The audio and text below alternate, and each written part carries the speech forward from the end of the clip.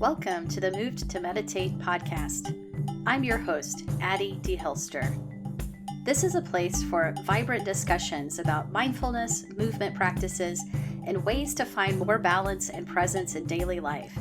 Here you'll find resources to help you progress on your path, as well as insightful conversations with mindful movement, yoga, meditation, and Dharma teachers from a range of traditions. On this podcast, we spotlight embodied approaches to mindfulness and the more contemplative aspects of movement practice. Listen in and connect to a community of like-minded practitioners.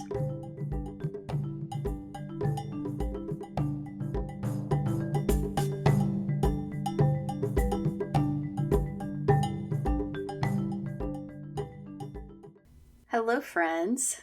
Thanks for joining me for episode 93 of the podcast. So, I have been hard at work writing my book on teaching mindful movement. It is a slow process, but it's been a great exercise so far in really working through and articulating my ideas as clearly as I can. Some of these topics are complex, so it's not an easy task. For today's episode, I'm going to share with you another section that I've written for the book, and this one's a good example of working through a complex subject. We're going to talk about safety in mindful movement, including my take on the role of alignment and technique. I was joking with my husband last night that this chapter took me 15 years to write. But seriously, I have been watching and participating and thinking about this discussion of safety for as long as I've been teaching yoga and movement. I've been around long enough to see this conversation go through some different phases. Our movement community, and especially the yoga community that I've been a part of, it's kind of gravitated towards different solutions over the years on how to make our classes safe. And we go through these kind of phases of debates. Where is it all about alignment? Is it that we need to study lots of anatomy and the latest research? What about being trauma-informed and psychologically safe? And why do all these different schools and modalities not seem to agree on all their safety principles and techniques? It just seems like there are always other perspectives and more to consider, and it's just a lot to make sense of. Personally, some of my early training was in a pretty alignment-focused style of yoga, and then I studied a good bit of anatomy and biomechanics and spent a lot of years as a yoga therapist teaching students of all different ages and abilities, many of whom are practicing with various injuries or sensitive conditions. I owned a studio and taught and observed like a gajillion group classes, my own and other teachers. So all of this informs where I'm coming from and where I've landed on this topic, along with the strong influence of my mindfulness training. Safety is extremely important, but my best advice for teaching safely might not be what you think. I have to say that in the last mindful movement teacher training, when we talked about this, there was a huge collective sigh of relief in the group. If you feel that way when you listen to this perspective on the issue of safety, alignment, and technique, feel free to share this episode with your teacher friends. I hope it helps you feel more empowered and takes some of the pressure off feeling like you have to have all the answers to keep your students safe. So I'm going to read you what I've written on this, kind of like audiobook style, and try to keep myself from adding side comments.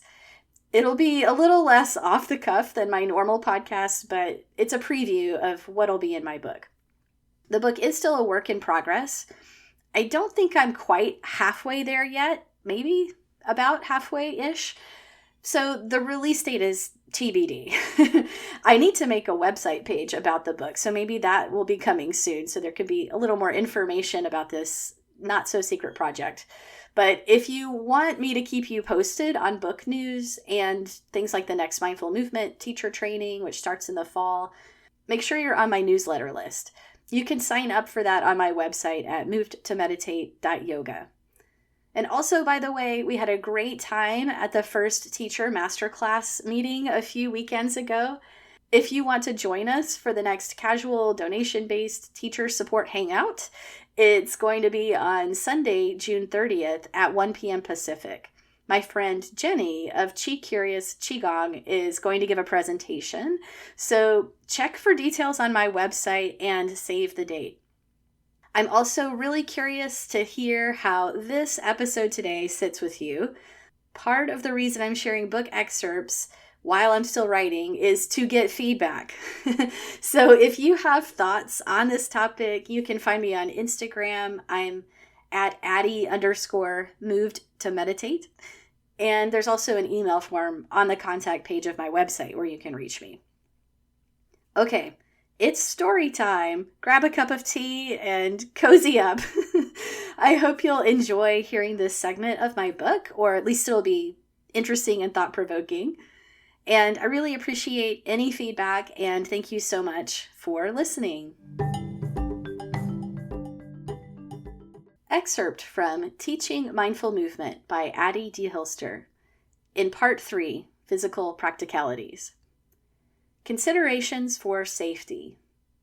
Safety, or injury prevention, is a major topic when it comes to teaching movement practices. We train as movement teachers because we want to help people feel better in their bodies. The last thing we want is to unintentionally cause harm through the practices we guide. Thinking through the accessibility issues presented by various movements and keeping in mind common health conditions can go a long way towards promoting a safe mindful movement classroom because it helps us offer appropriate options for our students. In this section, we will highlight some of the physical issues that often show up in movement classes. We will also reflect on what it means to teach movements responsibly, addressing the issues of alignment and technique, the role of the teacher, and how mindfulness can support safety. So I'm actually going to skip the next little subheading, which is called Common Conditions to Keep in Mind. In that section, I go over a few very common things that come up in movement classes, like arthritis and shoulder injuries and back pain and blood pressure issues, fatigue, balance issues. I think this part will be more useful to read in the book format. So I'm going to skip that little section and move ahead to a piece I think will be more interesting to hear on the podcast. So this next section is called Who Holds the Keys to Safety? In general, if we choose movements that are simple and gentle, there is less need for intensive safety instructions to take center stage during class. Simple and gentle movements allow room for the student to explore without much risk, and they remove some of the pressure from the instructor's shoulders. In my time in this field, I've observed a trend for yoga and movement teachers to take on a lot of responsibility for, quote, keeping people safe. This desire to ensure safety takes various forms. Some undertake detailed studies of anatomy and biomechanics, or mastering the skillful use of props, while others may emphasize ideals of yoga alignment or the precise execution of forms in Qigong. Some of the somatic movement styles put a great deal of focus on achieving correct posture, as defined by the prevailing theories in their school. For quite a while in the yoga world, structural alignment was considered the best means to ensure safety. But as the teaching community has gradually learned more about the brain and nervous system and has begun to apply principles of tissue mechanics and pain science to yoga, we can see that safety is much more multifaceted than just positioning our bones and joints in a particular way. As we've become more aware of the range of differences between individual bodies, it has also become clear that there is no universal set of alignment standards that work for everyone. Ironically, a focus on alignment, if it's a predominantly outside-in aesthetic model, can sometimes cause injuries. Unfortunately, more than a few practitioners have been hurt by their faith in idealized alignment rules that weren't appropriate for their individual bodies. This is especially prone to happen in class environments that promote a strict allegiance to the authority of the teacher or the lineage. In some cases, there may be the subtle or overt message that physical pain is to be broken through in service of transcending limitations, and thus advanced postures are a visible mark of spiritual progress. We can certainly question this attitude and investigate how it may intersect with ableism, harsh asceticism, and unhelpful cultural programming around hard work and achievement, like no pain, no gain. By the time our alignment efforts have become about our identity as the A+ student who is doing everything right, pleasing the teacher and impressing our classmates, we're probably disconnecting from the felt sense of the body and moving further away from our original intention of safety. To make matters more complicated, if you branch out to study multiple movement disciplines, you are very likely to run into contradictions. Different styles subscribe to different rules and safety prescriptions. Each has its own logic, which may be based on subjective experience, common sense, tradition, theories posited by the founder of the style, or empirical evidence from research. Naturally, most modalities derive their safety practices from a mix of the above. While it is excellent to study anatomy, physiology, and biomechanics and to further your understanding of how the body works, it can also become quite overwhelming to sort through the sheer amount of information and opinion. It is easy to lose perspective on what is actually relevant for your intentions. If you do wish to teach more complex, strenuous, or adventurous movements, you may have a greater need to rely on solid, evidence-based sources of movement education. The same is true if you are working specifically with higher risk populations or if you are engaging in movement with the intention of achieving specific therapeutic effects. To understand the complexities of cause and effect within the body and what situations certain movements can be expected to have certain health outcomes requires specific study and training. However, if we are mainly using simple movements as a tool of mindful inquiry without a specific physical goal in mind, then I would suggest that our most reliable resource is the student's own moment-to-moment experience. We can create the conditions for greater safety by teaching our students how to connect with their sensations and to develop discernment around what is felt. If we create a mindful, non-hierarchical, and non-competitive class environment, give clear options for how to approach movements, and allow students to explore their own embodied experience, they will generally find a way to do the movement that is respectful and beneficial for their body. We can offer mindful movement practices that are not a huge departure from the ordinary types of bending, reaching, and shifting that a person might do during the day. Getting a cup out of the cupboard, tying their shoes, picking up their cat, or turning to look in the rearview mirror while driving. We may present these functional movements in a more interesting, sometimes symbolic way, but what if we think of our forms and postures as a natural extension of our students' existing daily movement repertoire? When you view your movement selections in this way, perhaps it helps provide perspective on the realistic level of risk involved in a mindful movement practice. The precautions needed for skydiving are different from the precautions you take when you step outside to walk your dog. Likewise, the safety precautions needed for a handstand are different than the level of care needed for sitting in a chair and raising your arms overhead. It is imperative to take our responsibility seriously as movement instructors, but it is also wise to be humble and understand the limits of what we can control. We cannot feel what is going on in another person's body, and training our students to rely on us for their safety is risky in its own way. Students may ignore their own physical cues in order to follow your instructions if they trust your knowledge more than their own embodied sense. In the next chapter on the first foundation of mindfulness, we will take a deep dive into mindfulness of the body and how these teachings are relevant to movement and embodiment. Movement teachers are fond of saying, "Listen to your body." But without more explanation, this instruction is little more than a well-intentioned catchphrase. When we can guide students towards awareness, kindness, and responsiveness, we are showing them how to listen and how to attend to their own safety. The middle way of technique and mindfulness. If technique is not our best guarantee of safety, then is there still value to giving instructions on precision and form? If we cue movements in a less prescriptive way, will our classes become a sloppy free-for-all that leaves our students wondering what they're even doing? Students, especially beginners, do need a certain amount of direction and structure from the teacher. They are looking for a guide, so it's up to the teacher to offer a starting point and a clear pathway to explore. There is an art to offering solid instructions and parameters to work within, while leaving space for individual experiences and needs.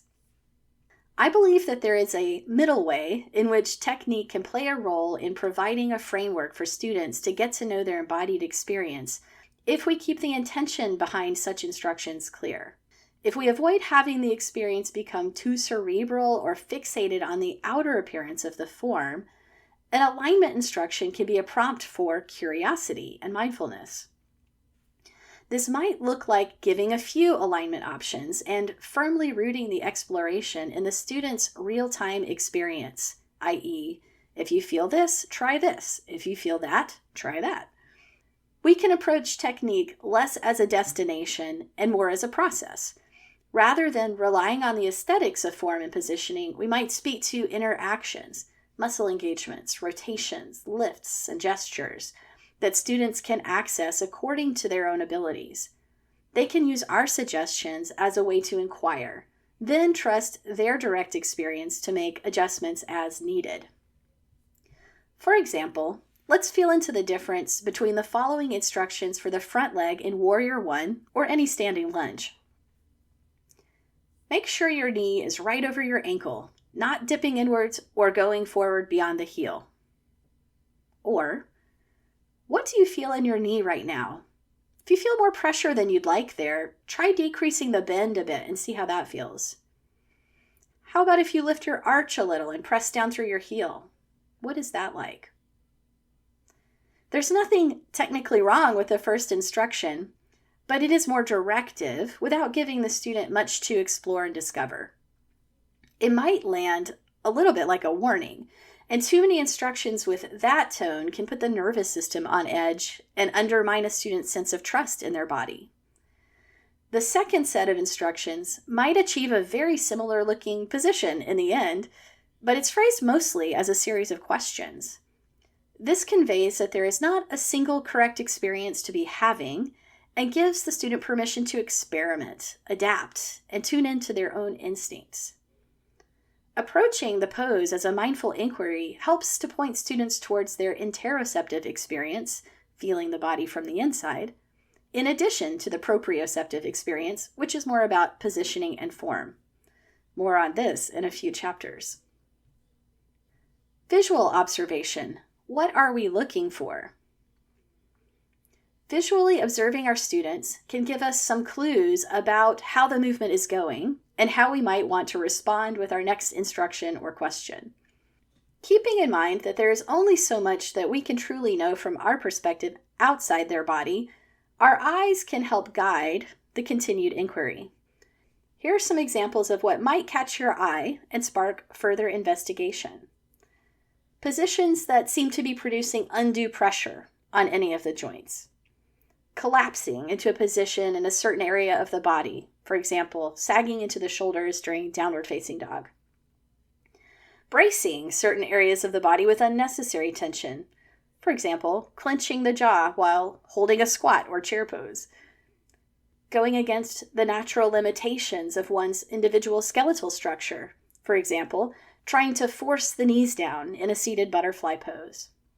Attempting to force a movement in one joint, thus impacting neighboring joints. For example, pulling the leg into lotus pose without the ability to externally rotate your hip enough, thus creating pressure in your knee. Restricted breathing, either from the position itself, the way the student is efforting, or an unconscious habit of breath holding. Positions where the student looks unsteady or unstable. Facial expressions that indicate strain or discomfort. Signs of elevated blood pressure, redness in the face, bulging eyes, neck and jaw tension, dizziness. Following an observation, like one of the above, you can then assist the student in their exploration. What positioning would provide a feeling of steadiness or better support their joints? How could they find more balance in their efforts? Or what shift would make space for an easier flow of breath? When I see that someone is doing a pose or a movement in a way that looks different than I expected or intended, I ask myself why they might be doing it that way. Is it that they didn't understand my cue? They don't have the flexibility, strength, or energy to do what was suggested? They aren't accurately feeling what they are doing? They experience pain or warning sensations when they try it as suggested? They are nervous about this movement? Or is it something else? When you aren't sure what's going on, you might want to ask the student, if possible, what they are feeling and engage in a dialogue with them. Other times, you might simply give a follow-up cue to clarify or refine the instructions, or you might offer them an alternate option. What we see may also tell us something about where we could direct the student's attention to help them feel an area of their body more clearly. So lastly, I have a little inquiry practice called aligning from the inside out. So I'll read this if you want to try practicing it. Let's experiment with 2 approaches to alignment in an active yoga pose. We'll come into Warrior 2, Virabhadrasana 2, on one side, paying attention to the intricacies of technique and alignment. Starting in Mountain Pose, Tadasana, facing the wide side of your mat, step your feet wide apart. Turn your right foot in and turn your left leg all the way out so that your toes are facing the top of the mat. As you bend your left knee, make sure that it tracks over the center of your foot and doesn't fall inward, and that it does not move too far forward beyond your ankle. Look for an alignment where the front knee joint is stacked over the ankle joint.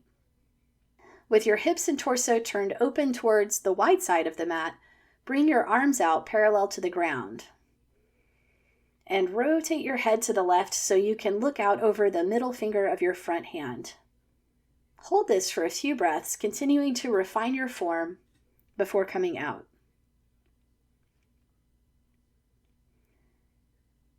On the second side, we'll trust our natural alignment a bit more and see if we can open to a more receptive way of finding the form. Turn your left foot in and turn your right leg all the way out. Pause for a moment to feel those rotations in the feet, knees, and hips. Sense how the weight is distributed between both feet. Let any intuitive adjustments happen. When you're ready, bend your right knee. Where does it want to go? What new sensations have appeared? You may notice little shifts and refinements happening organically as you feel into the pose. Then you can stretch your arms out to the side and take a few breaths. Are there any little shifts that would make the breath feel freer or more accessible? As you stay for a few moments, you can inquire, is there anywhere I need more support? Is there somewhere I need more space? And experiment with adjustments based on what you feel. After you come out of the pose, reflect on what that experience was like. Did you find a satisfactory shape on the second side? Did it still feel safe? Was there a difference in what you were aware of feeling? Was your attention drawn to any sensations that you didn't expect? How did each approach influence your ability to be present? I find that when I approach alignment in this way, the pose becomes a very dynamic experience. There's a sense of aliveness and immediacy as we engage with the body and the movement in a real dialogue. So that's the end of this section, and I appreciate your listening. Thank you for being here today and for being part of this process with me as I compose this book and bring my thoughts together. Again, I'm open to any feedback, any questions that you might want to send my way, so feel free to connect with me. And thanks again for being here. So that's today's episode. If you enjoyed this conversation, please share it with a friend, subscribe on YouTube, or leave us a review on Apple Podcasts and help others find it that way. To learn more about my work, the Moved to Meditate class library, courses, or teacher trainings, go to movedtomeditate.yoga. This is Addie D. Hilster. Thanks so much for listening.